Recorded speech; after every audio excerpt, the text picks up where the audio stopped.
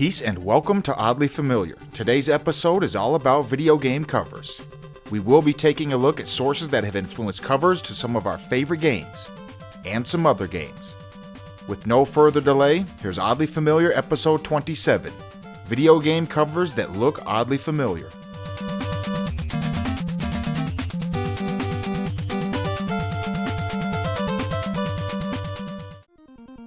Our first up comes from multiple consoles, but we will concentrate on the NES cover just because it seems to be the most popular.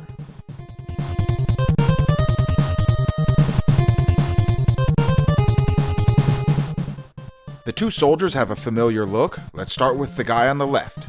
When you compare that to this shot of Arnold from the movie Predator. First, let's take a look at the overall stance of them both. They are kind of hunched over and looking towards the right. The vest is the same, all the way down to the pockets on each side. I think most people know that one, so now let's talk about the guy on the right. I have heard many people compare this to Rambo. When you take a look at the shot of Sylvester, it does seem pretty close. However, if you compare it to this shot of Arnold, it matches even more. The first thing I would point out is the fact that Arnold's gun has a noob tube. He has a grenade launcher while Sylvester doesn't, but the Contra cover does. Now look at the vest that Arnold is wearing. It has the same two pockets on the left side, while Sylvester doesn't even have a shirt.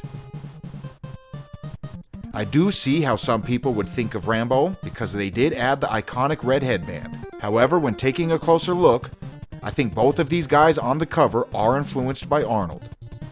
The artwork was done by Bob Wakelin, whose work includes Batman, Rainbow Island on the NES, Mr. Nuts on the SNES, and the underrated Renegade.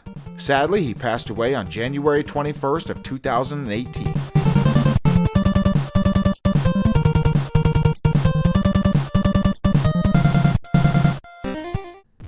Number 9 comes from Navy Moves.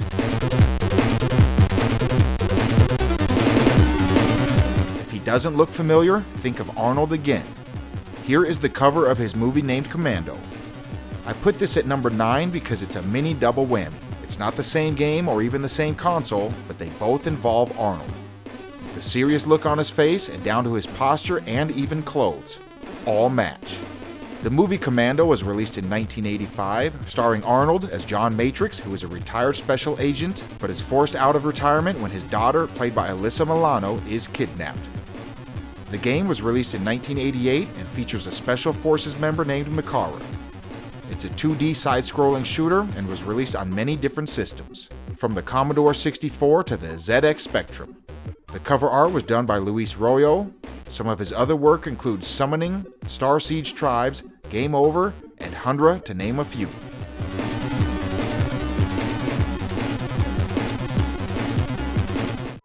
Number 8 is True Crime: Streets of LA, the newest game on our list.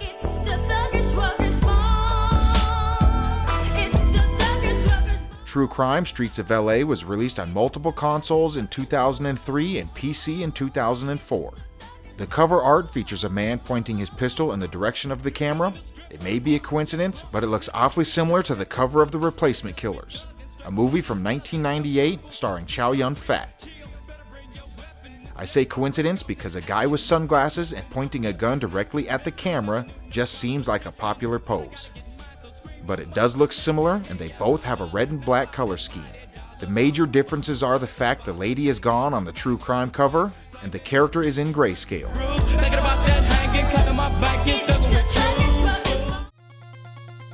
Number 7, Castlevania II: Simon's Quest.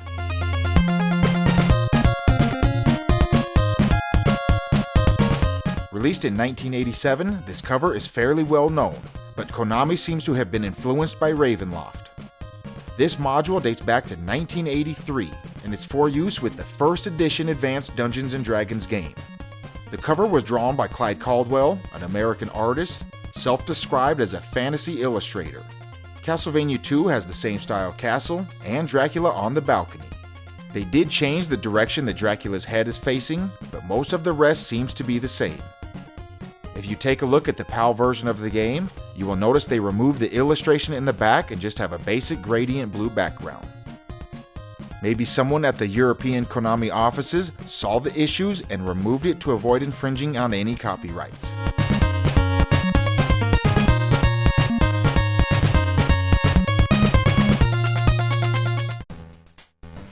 Number 6. Power Punch 2 on the NES.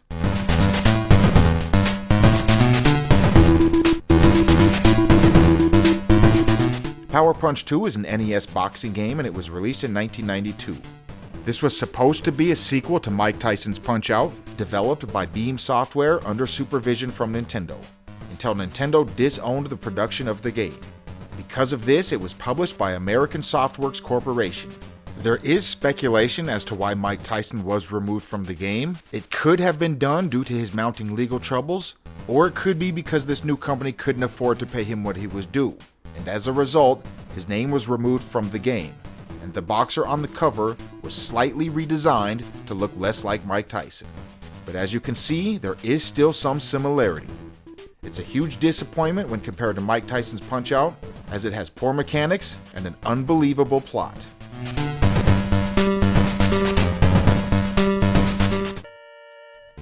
Number 5. Metal Gear on the NES.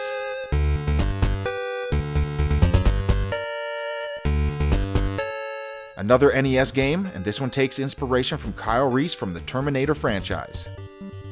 Not only is the pose near the same, but the accessories are all there too. From the headset on both guys to the bag on their hips. The hairstyle has the same part and the same hairs that hang down. If you look at the scope on the gun, that's also there. The Metal Gear cover made a few changes, like for example they added some gloves and a few extra things on his hip, but besides that, it's near the exact same.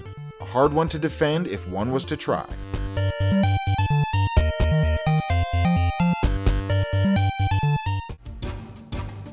In at unlucky number 4, we have Duke Nukem 3D.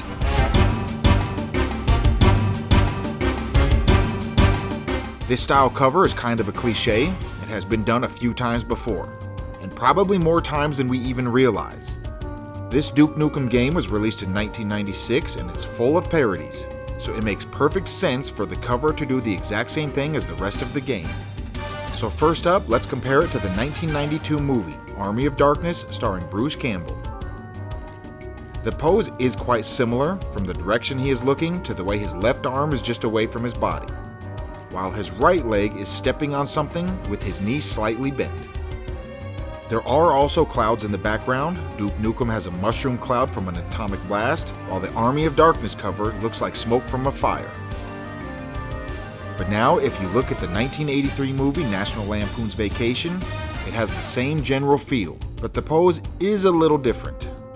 He does have his right leg up on something like both of the other covers, but unlike the other covers, he is raising his arm. National Lampoon's Vacation could have inspired Army of Darkness, which in turn inspired Duke Nukem 3D.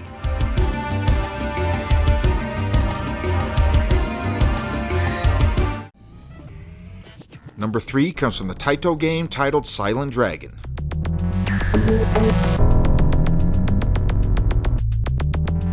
So this one isn't exactly the cover of the game, but it's the title screen, the arcade marquee, and also advertisements. Let's take a look at the title screen for now. You will see our two main characters and in a kung fu stance. Let's concentrate on the guy in blue. He has a pose very similar to Jackie Chan on the cover of The Big Brawl. This cover is just a still frame from the movie. If you go to that scene, you can find Jackie standing just like that. When comparing the two, they both have an angry man looking like he is ready to fight, or maybe already in a fight. And the way they are both gritting and showing their teeth, it looks awfully similar.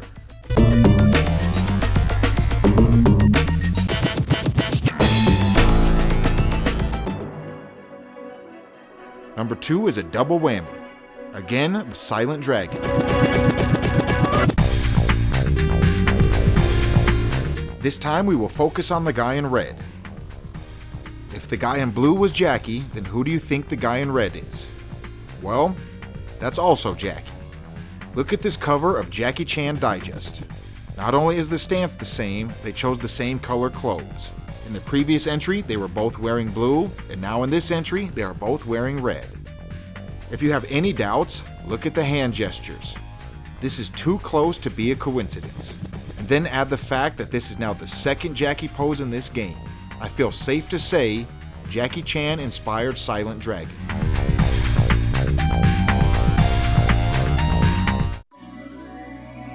Number 1. Castlevania Symphony of the Night.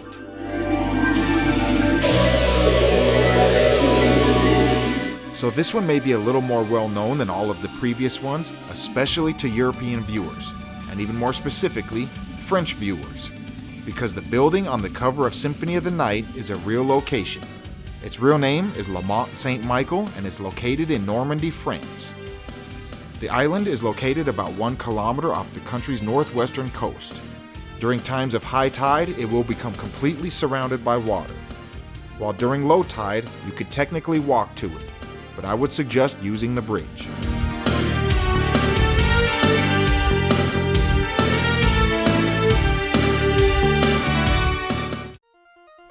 So, we hope you liked our first oddly familiar video game covers episode. We already have a few covers lined up for the next one, but we can always use some more. Feel free to comment with any, and you may find yourself in the next covers episode. I am ICC. As always, thank you for watching. Peace.